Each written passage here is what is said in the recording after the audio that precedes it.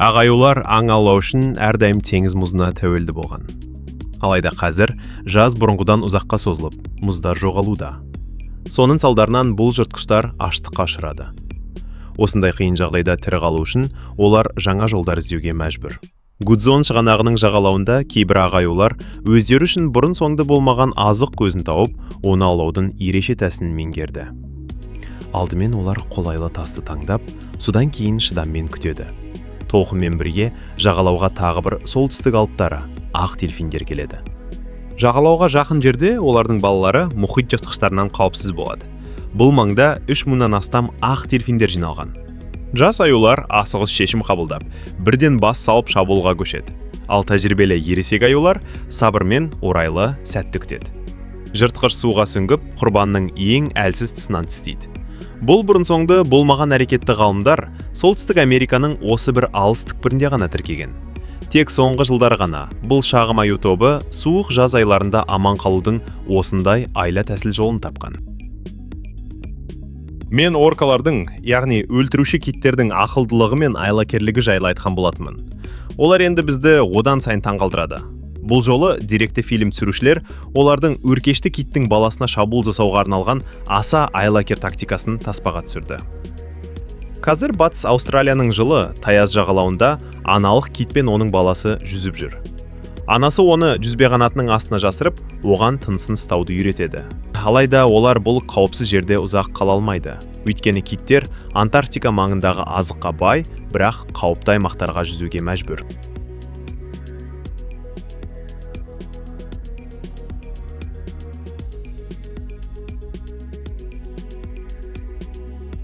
Міне, қызықтың бәрі енді басталды. 6 күшті өлтіруші киттерден құралған топ өркешті киттің ізінен түсті. Анасы бірден баласын арқасына көтеріп, қорғауға тырысады да, өзі қарсы шабуылға өтеді. Оның алып құйрығы мен 5 метрлік жүзбе қанаты кез келген жануарды өлтіруге қауқарлы. Бірақ жыртқыштардың оған қарсы дайын жоспары бар. Топтың бір бөлігі аналықта алаңдатса, қалғандары оның баласын бөлек тартады.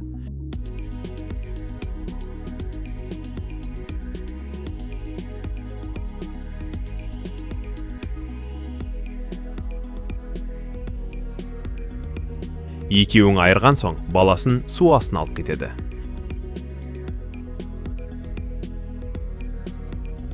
Кейде топта небәрі 3 өлтіруші кит қана болады. Сондықтан олар айла тәсілдерін одан сайын күшейтеді. Әсіресе өркешті киттің баласы аналық емес, 40 тонналық аталық киттің қорғауында болғанда.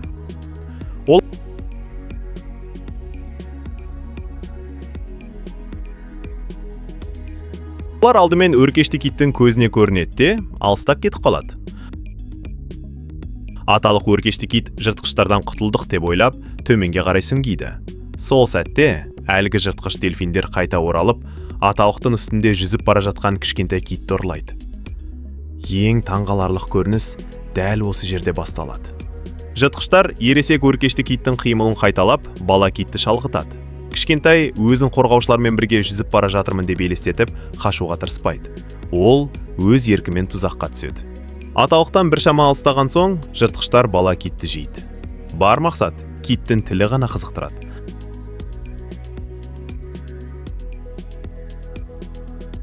Ал қалған денесін кейін акулалар мен басқа жыртқыштар жейді.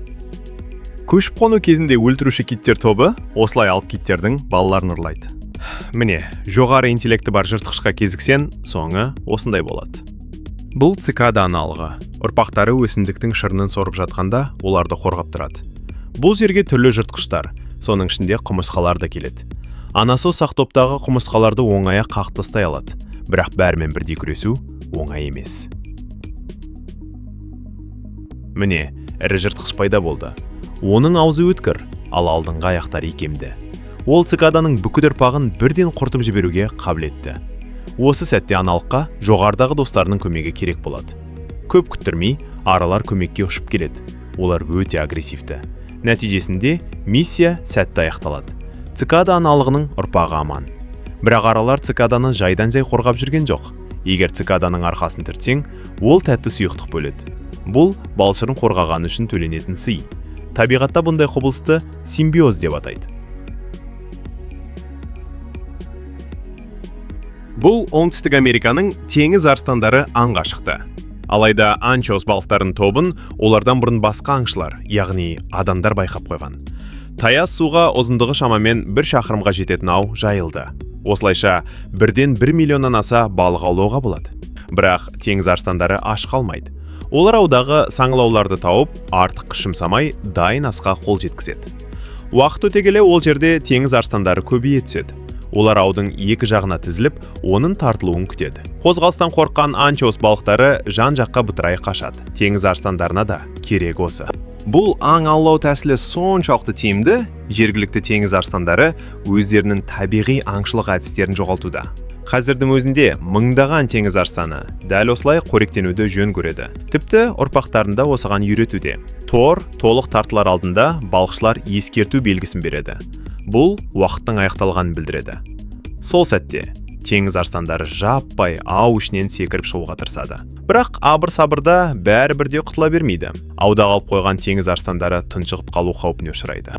Бірақ соңғы сәтте бақшылар ауды уақытша босатып, торға ілініп қалған теңіз арыстандарына шығуға мүмкіндік береді. Әдетте қабыршақ әлсіз тіршілік иелерін жыртқыштардан қорғайды. Оның астына жасырынғанды шығару үшін көп күш керек. Бірақ бұл балыққа бұл қорғану әдісі өтпейді. Ол құрбанын қабыршағымен қоса түгел жыта салады. Дәл осылай гага үйректерді әрекет етеді. Олар суға сүңгіп, жұмсақ денелілерді қабыршағымен бірге жей береді. Бір гага күніне 10-даған мидияны осылайша қорек етеді. Бұл Мароккодағы Сахара шөлінің шет аймағы. Дәл осы жерде өте таңғаларлық ірі өрмекшінің жаңа түрі табылды. Оның басты ерекшелігі қозғалысы. Бұл өрмекші аударылып домалап қозғалады. Ғылымға бұған дейінде ұқсас өрмекші белгілі болған. Ол аяқтарын жиып алып, еңіспен төмен қарай домалайтын. Бірақ марокколық өрмекші мүлде бөлек. Ол керісінше жоғары қарай домалай алады. Мұндай қозғалыс тәсілі ғылымда бұрын соңды тіркелмеген. Ал оған бұл не үшін керек? Зерттеу бойынша ол 8 аяғымен жүгіргеннен гөрі осылай 2 есе жылдам қозғалады. Бұл өрмекші өзінен ірі әрі жылдам жыртқыштарға оңай олжа болуы мүмкін. Сондықтан қауіп төнген сәтте ол өмір үшін күресті 2 есе жылдамдықта бастайды. Мына көрініске қараңыз. Теңіз түбінде қураған жапырақтар жатыр.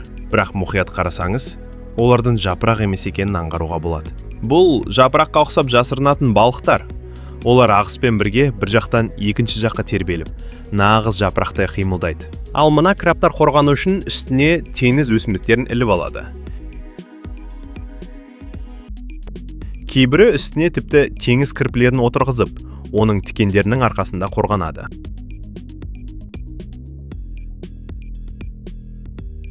Табиғат бізді таңқалдыруын тоқтатпайды.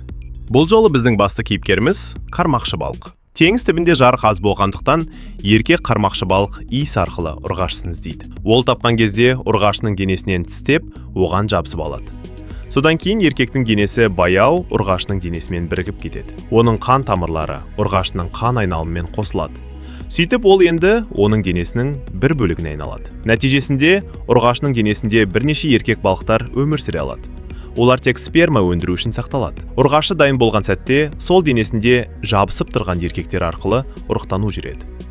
Егер еркек ұрғашыны сол күйі кездестіре алмаса, ол өліп кетеді. Еркек өздігінен өмір сүре алмайды. Олар тек ұрғашының денесінен қоректенеді. Жұптасу кезінде еркегінен үй талап ететіндер жануарлар әлемінде де кездеседі. Оған дәлел ретінде шаласылар деп аталатын құстар. Олар Австралия мен Жаңа Гвинеяда тіршілік етеді, және өз атын ерекше құрылыс шеберлігінің арқасында алған. Жұп құру маусымы келгенде аталық шаласшы нағыз сәулетшіге айналады. Ол бұтақтар мен жапырақтардан бастап түрлі түсті тастар, қауысындар, жидектер, тіпті адамдардың моншақтары мен түймелеріне дейін жинап, сәнді шалаш тұрғызады. Кейбір шалаштар биіктігі 2 метрге жетеді. Шалаш дайын болған соң аталық би билеп, түрлі дыбыстармен сайрап, ұнатқан ұрғашы құсты шақырады. Егер тұрғызған үйі ұрғашы қалмаса, екеуі қосылады, немесе кетіп қалады. Бірақ бұл құстар үшін адал жар болу жат нәрсе. Әрбір еркек мүмкіндігінше көп сұлу құсты өз сарайына тартуға тырысады. Ендеше біздің видеомыз осымен аяқталды. Арнама жазылып, лайк басып, пікір қалдыруды ұмытпайық. Келесі кездескенше аман сау болыңыздар.